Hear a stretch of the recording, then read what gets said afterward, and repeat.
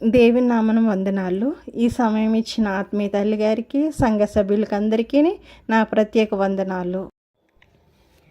యోహాను సువార్త 19వ అధ్యాయము 30వ వచనంలో మనం చూసుకున్నట్లయితే ఇక్కడ సిలువలో పలికిన 6వ మాట సమాప్తమైనది. అప్పటికి సమస్తము నెరవేరిందని ఎరిగి దేవుడు సమాప్తమైనది అని విజయముతో చెప్పిన మాట ఇది. దేనిని బట్టి ఇక్కడ విజయముతో చెప్పారు అంటే సమాప్తమైంది అంటే అర్థం ఏంటంటే ముగిసింది. ఏది ముగిసింది, ఏది నెరవేర్చబడింది, ఏది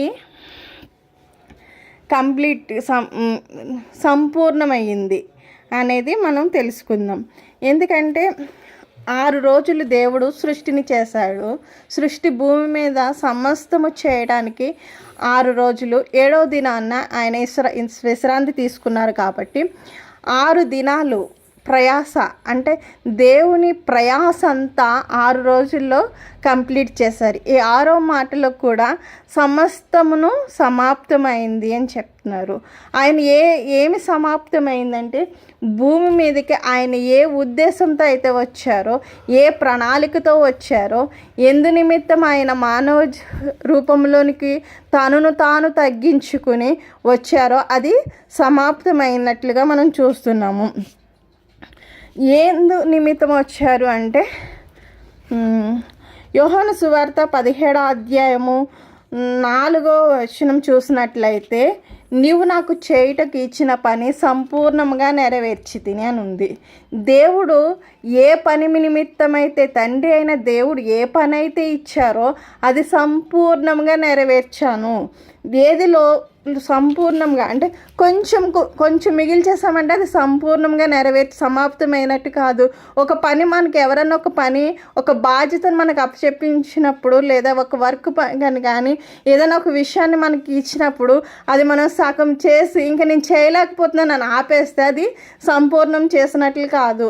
లేదా ఏదన్నా ఉద్యోగం చేసినప్పుడు వారి పని కంప్లీట్ చేయకుండా వెనక్కి వచ్చేసినప్పుడు ఈరోజు నేను నా పనిని పూర్తి చేయలేకపోయాను, నా పనిని సగంలోనే విడిచిపెట్టి వచ్చేసామని చెప్తూ ఉంటాం. అది సంపూర్ణంగా సమాప్తమైనట్టు కాదు, సమాప్తమైంది. ఇక్కడ యేసుక్రీస్తు వారు విజయంతో ఎందుకు విజయము, దేనిని బట్టి ఆయన విజయ గర్వంతో ఈ మాట చెప్తున్నారు అంటే దేవుడు ఏ ఉద్దేశం అయితేతో ఆయన ఈ లోకానికి పంపించారో ఆ ఉద్దేశం కంప్లీట్గా నెరవేర్చారు. ఏ ఉద్దేశంతో అంటే మానవుల యొక్క సమస్త దుర్నీతి నుంచి ఆయన మనల్ని విడిపించడానికి పంపించారంట. తీతుకు రాసిన పత్రిక 2:14 చూస్తాము. ఆయన మన సమస్త దుర్నీతుల నుంచి విడిపించడానికి, దేవుడు మన దుర్నీతి నుంచి మన పాపాల నుంచి విడిపించడానికి ఈ లోకానికి వచ్చారు కనుక అది కంప్లీట్గా ఈ సిలువలో నెరవేర్చబడినట్లుగా చూస్తున్నాము. ఇంకా చూసినట్లయితే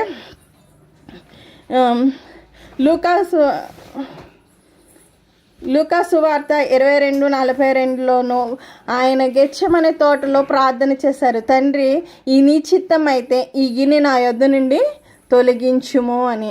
ఏందైతే ఆ గిన్నె తొలగించి అయినను నీ చిత్తము మాత్రమే జరుగునుగాక అని ఆయన ప్రార్థన చేశారు. ప్రభువా నీ చిత్తమైతే తొలగించమని అడిగాను, కానీ నీ చిత్త ప్రకారంగా ఆ గిన్నెలో ఉన్న సమస్తము నేను తాగేశాను, ఆ గిన్నెలో ఉన్న శ్రమ అంతా నేను అనుభవించేశాను అనేసి ఆయన నేను ముగించేశాను.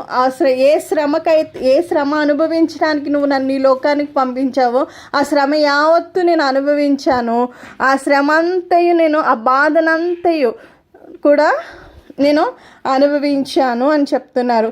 ఇంకా లేఖనము నెరవేరబడినట్లు దేవుడు ఏది కూడా తెలియకుండా జరగలేదు. ఆయనకు సిలువ మరణం గురించి ముందే తెలుసు. మాను మీద వేలాడువాడు శాపగ్రస్తుడు అని రాయబడింది. ఎవరైతే మాను మీద వేలాడతారో వాళ్ళు శాపగ్రస్తులు. మన అతిక్రమాల నిమిత్తము, మన పాపము నిమిత్తము, మన అపరాధం నిమిత్తము ఆయన శాపగ్రస్తుడుగా ఆయన సిలువ మీద వేలాడుతున్నాడు.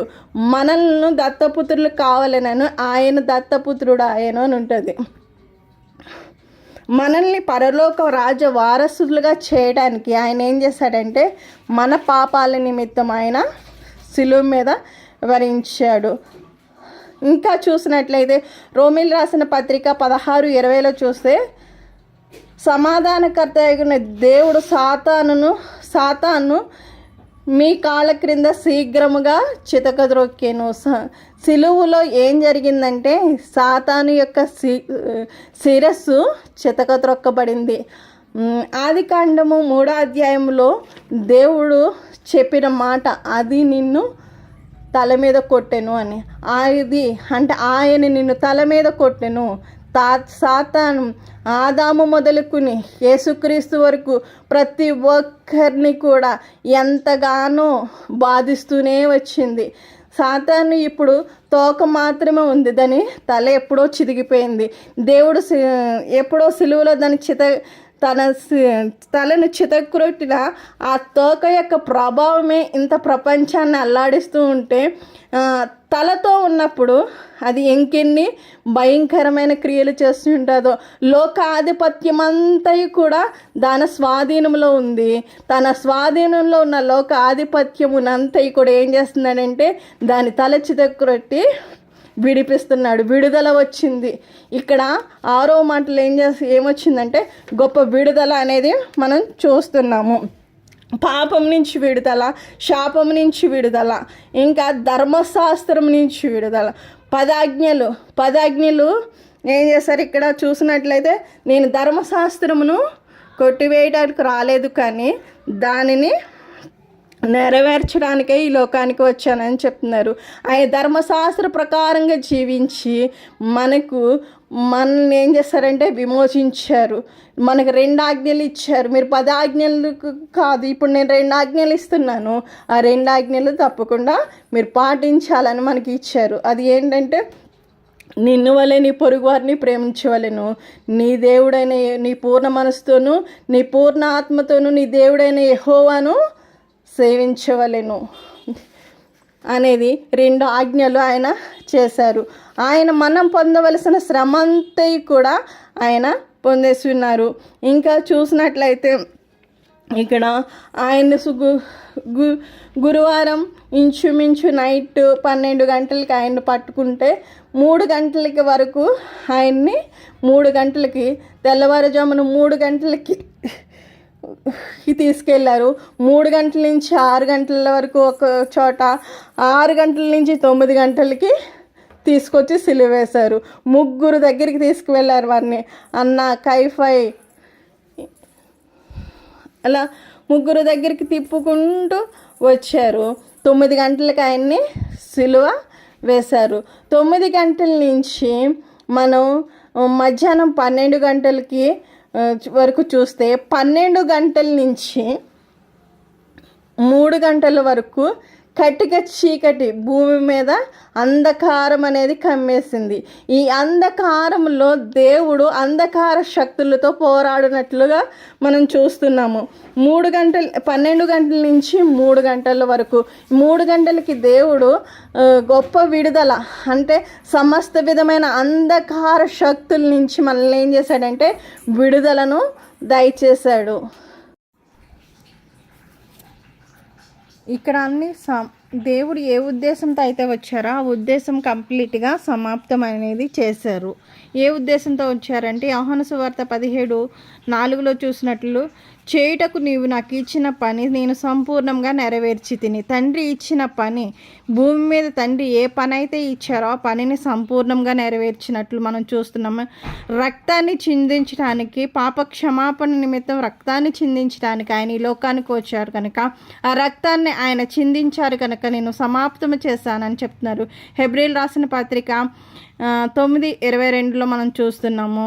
ఆయన దుర్నీతి నుంచి మనల్ని విడిపించడానికి వచ్చారు కనుక, ఆయన నేను దుర్నీతి నుంచి విడిపించానని చెప్పారు కనుక మనల్ని ఆయన దుర్నీతి నుంచి విడిపించి ఆయన ఆ పనిని సమాప్తం చేశారు.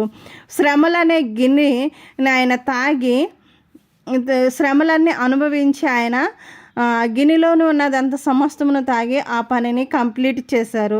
అలాగే లూకాసు సువార్త మనం చూసినట్లయితే 19:10 చూసిందని, నశించిన దానిని వెతికి రక్షించడానికి మనుష్య కుమారుడు ఈ లోకానికి వచ్చానని ఉంటుంది. ఆయన నశించే ఆత్మలను ఎప్పటి నుంచి నశించిన కాలం వారిని అంటే భూత వర్తమాన భవిష్యత్ కాలంలో నశించుచున్న వారందరినీ వెతికి రక్షించడానికి మనిషి కుమారుడు ఈ లోకానికి వచ్చాడు కనుక మన నశించిన దాన్ని వెతికి రక్షించడానికి నేను ఈ లోకానికి వచ్చాను అన్నారు కనుక ఆ పనిని ఆయన కంప్లీట్గా చేసి ఇది నేను సమాప్తం చేశానని చెప్తున్నారు. సాతాను తలను చెత్తగా ద్రొక్కినందుకు ఆ పనిని కంప్లీట్ చేశానని చెప్తున్నారు. అలాగే ఆయన తరువాత ఎవరైనా సరే ఈ మాటకు సమాప్తమైందని భూమి మీద చెప్పిన వాళ్ళు ఎవరైనా ఉన్నారు అంటే మనం చూసినట్లయితే అపోస్తుడైన పౌలు మాత్రం కనిపిస్తున్నారు. తిమోతి రాసిన 2వ పత్రిక 4:6-9 వచనాలు చూసినట్లయితే నేను మంచి పోరాటము పోరాడి తిని నా పరుగు కడముట్టించి తిని విశ్వాసమును కాపాడుకుంటుని ఇక మీదట నాకు నీతి కిరీటము ఉంచబడినదని చెప్తున్నారు. ఆయన సౌలుగా ఉన్నప్పుడు ఆయన ఎంతగా అనేకులను దేవుని పిల్లలను హింసించారో ఆయన పౌలుగా మారిన తర్వాత అంతకు 10 అంతలు ఆయన శ్రమలు అనుభవించారు. ఆయన ముమ్మారు కొరడాలతో కొట్టబడ్డారు, దెబ్బలు తిన్నారు, వీడ్చబడ్డారు, శరీరం అంతా నల్లగొట్టబడింది. నేను క్రీస్తుని కాదు, నేను శ్రమలు అనుభవించడానికే నేను క్రీస్తుని కాదు, క్రీస్తుకు నేను సాక్షిగా జీవిస్తానని, నేను క్రీస్తుని పోలి నడుచుచున్నాను, నన్ను పోలి మీరు నడవండి అని సాక్ష్యము చెప్పుకున్నాడు. అటువంటి స్థితి పౌలు జీవితంలో మనం చూస్తున్నాము. అదే ప్రశ్న మనల్ని మనం వేసుకున్నట్లయితే మనలో దేవుడు ఉద్దేశం ఏమిటో మనం తెలుసుకోగలుగుతున్నామా? దేవుని ఉద్దేశమును మనం గ్రహించగలుగుతున్నామా? పౌలు వలె నేను నా కొరకు నీతి కిరీటము ఉంచబడిందని చెప్తున్నాడు. మన కొరకు దేవుడు ప్రతి ఒక్కరికి పట్ల దేవుడు ఒక ఉద్దేశమును కలిగి ఉన్నాడు. కానీ మన పట్ల ఆయన ఉద్దేశం ఏమిటో మనం తెలుసుకోగలిగితే మన పట్ల ఆయన ప్రణాళిక తెలుసుకుని మనం నడచగలిగితే మనకు ఉంచబడిన కిరీటాన్ని మనము పొందుకోగలుగుతాము. మనం కూడా సమాప్తమైంది దేవా, నీవు నాకు ఇచ్చిన పని నేను కంప్లీట్గా నెరవేర్చానని చెప్పగలిగే స్థితి మనకు దేవుడు అనుగ్రహించాలి. ఇటు కృప దేవుడు మనందరి జీవితంలో అనుగ్రహించునుగాక. ఆమేన్.